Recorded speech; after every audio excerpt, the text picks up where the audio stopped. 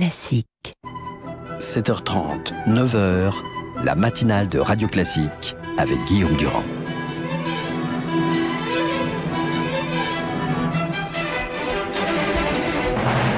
L'invité politique sur Radio Classique et LCI. Voilà, nous sommes avec François Bayrou. Bonjour à vous tous, je suis ravi de vous retrouver. François Bayrou, je rappelle que vous êtes président donc du MoDem et maire de Pau. Première question, François Hollande avait un statut. Est-ce qu'il a une stature depuis un mois ?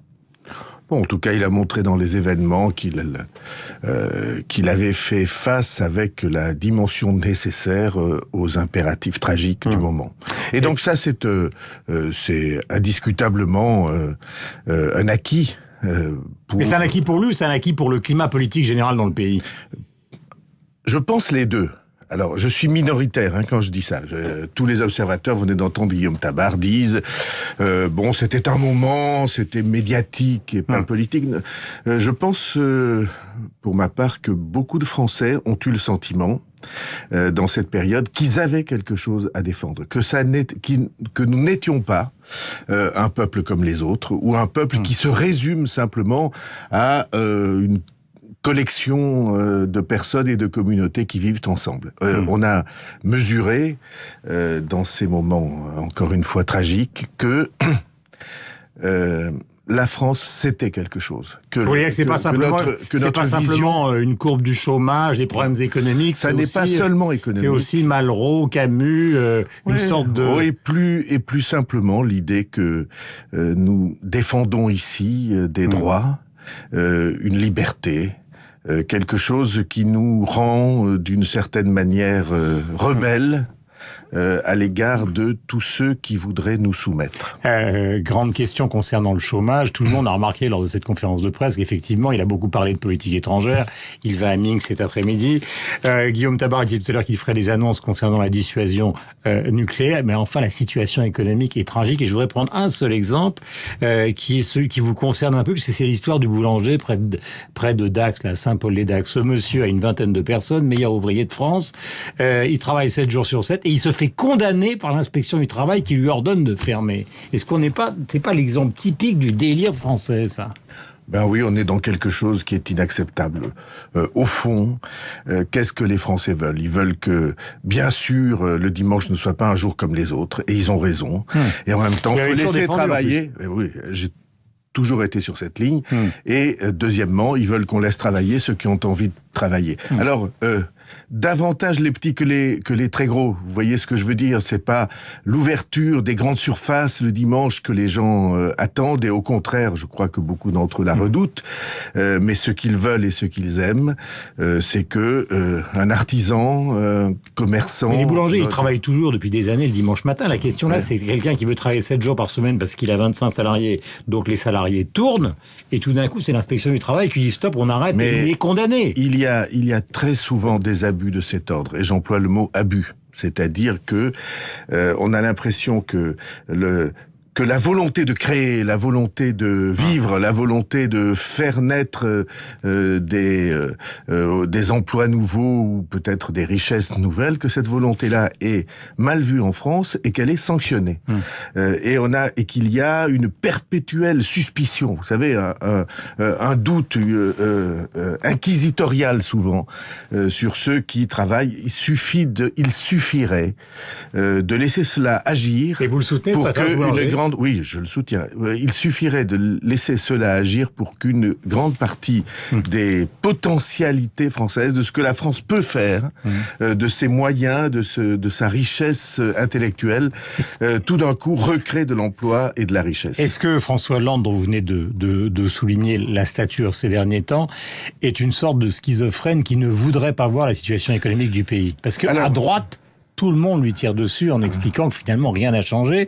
Je cite depuis quelques matins les dernières statistiques Eurostat, enfin elles sont quand même importantes. Nous sommes 28 dans l'Union européenne, il y a 24 pays dont le chômage baisse, 24 sur 28, la France non. Ben, c'est tout à fait vrai. Ce qui était frappant dans la conférence de presse de François Hollande, outre ses positions qui sont justes, je crois, en politique étrangère, ce qui était frappant, c'est que pour le reste, il a décidé de ne plus rien changer. Comme si la loi Macron mettait les mesures innombrables et inégales et qui, au fond, ne changent pas fondamentalement la situation. Ces mesures innombrables et inégales, comme si c'était la fin de la réforme.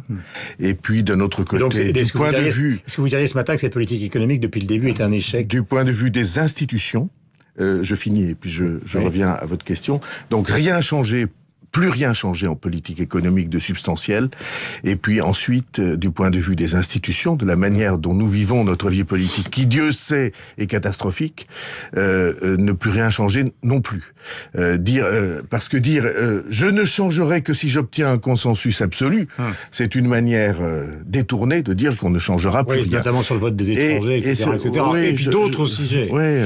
Mais l'échec, il y a des choses absolument essentielles qui vont un jour se retourner contre la démocratie française. La volonté ou le refus de voir les courants différents du pays être représentés dans notre vie publique et notamment au Parlement, le fait qu'on écarte de la représentation un très grand nombre de Français, c'est-à-dire l'extrême droite, l'extrême gauche et le centre, ce qui fait plus de 50% des Français, cela, c'est au bout du compte une menace sur la manière dont nous vivons notre vie publique. Je ne vous pousse pas à sanctionner la politique économique de François Hollande, mais la question se pose, elle se pose.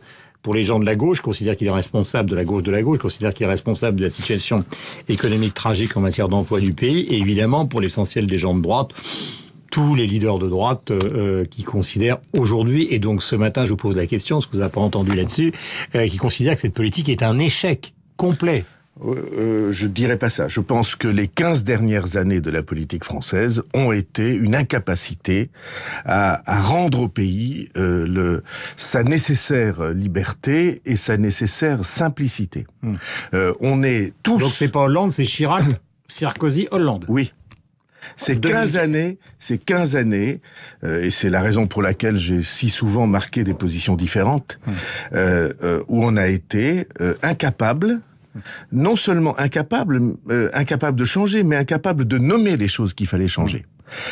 En 2004, le chômage pendant 8-9 mois, j'ai un peu de mémoire, a été stabilisé et même commencé à redescendre. C'était le cas à la fin des années 90 et au début des années 2000. Oui, 2004. Et puis ça a recommencé à fléchir. Période Thierry Breton. de même qu'a fléchi notre commerce extérieur. Parce que nous avons un commerce extérieur qui n'a cessé de se dégrader et contrairement aux apparences, il se dégrade encore. Parce que le prix du pétrole, ne fait rien. Le prix du pétrole, parce que il suffit. Pourquoi François Hollande ne fait-il rien? Parce qu'il n'est pas idiot. Je vais vous dire, je crois qu'il y a deux choses. La première, c'est qu'on n'ose pas faire, et la deuxième, c'est qu'on ne voit pas bien ce qu'il faudrait faire. Or, à mes yeux, simplifier le marché du travail, flexibilité, diminution de la pression fiscale sur les entreprises. Traiter la question du contrat de travail. Traiter la question d'un droit social, d'un droit du travail qui est un labyrinthe. Mais tout le monde le dit. Mais en tout cas, faisons-le. Cessons de le dire et faisons-le. Ça sera le meilleur service à rendre au pays et à tous ceux qui veulent le faire vivre. Question. Est-ce que vous avez sauté sur votre chaise quand vous avez vu Alain Juppé au Conseil national de l'UMP se faire huer quand il a prononcé un mot qui vous tient à cœur, modem, dans la salle? Oui, il s'est fait huer en prononçant le nom de modem, il s'est fait huer... Donc vous êtes le président, donc c'est vous qui... Et il s'est fait huer en prononçant le nom ou le mot de déçu de Hollande. Parce que le sectarisme, l'esprit partisan, c'est un des plus hauts degrés de la bêtise. Et donc l'idée que on pourrait gagner tout seul et qu'il est impossible de parler avec des gens qui ont des positions différentes de soi. Donc vous dites ce matin que l'UMP c'est une secte. L'UMP telle qu'elle existe actuellement est une secte. C'est vous qui avez employé le mot sectarisme. J'essaie de choisir mes mots. J'ai dit que le sectarisme militant, et ça arrive souvent, donc c'est une secte. Dans tous les partis, le sectarisme militant et l'esprit partisan, celui qui considère qu'il n'y a qu'une seule chose qui compte, c'est son étiquette. Et je comprends pas très bien, parce que eux, ils vous traitent de traîtres, et vous dites, ah ben non, je veux pas les traiter de sectaires. Mais je n'ai pas l'intention d'entrer dans le duel des insultes. C'est pas que je saurais pas. Mais ça n'est pas insulte de facto, puisqu'ils vous... Oui, et ce n'est pas seulement ce n'est pas non plus que parfois je n'aurais pas envie. Je pense que c'est mauvais je pense que c'est pas le bon. C'est pas la première fois. C'est pas la bonne Bordeaux, attitude. Oui, ça n'est pas la bonne attitude. Je vais vous dire ce qui ne supporte pas. Qui d'abord? C'est Nicolas Sarkozy. Ceux qui sifflent et font siffler. Vous voulez toujours pas prononcer des noms. Non, ceux qui sifflent et font siffler. Qu'est-ce qu'ils ne supportent pas? Ils ne supportent pas qu'on soit libre. Ils ne supportent pas d'avoir en face de soi ou à côté de soi une volonté et une indépendance. Mettez-vous à sa place, vous l'avez fait perdre. Il considère que vous et Marine Le Pen, vous êtes responsable de sa défaite. Alors, il a peut-être pas envie de vous applaudir. Je parle de Nicolas Sarkozy. Je ne cherche pas à l'applaudir et je ne cherche pas à être applaudi par lui et je ne cherche pas non plus à entrer dans des débats polémiques et ridicules. Le responsable de la défaite de Nicolas Sarkozy, c'est Nicolas Sarkozy.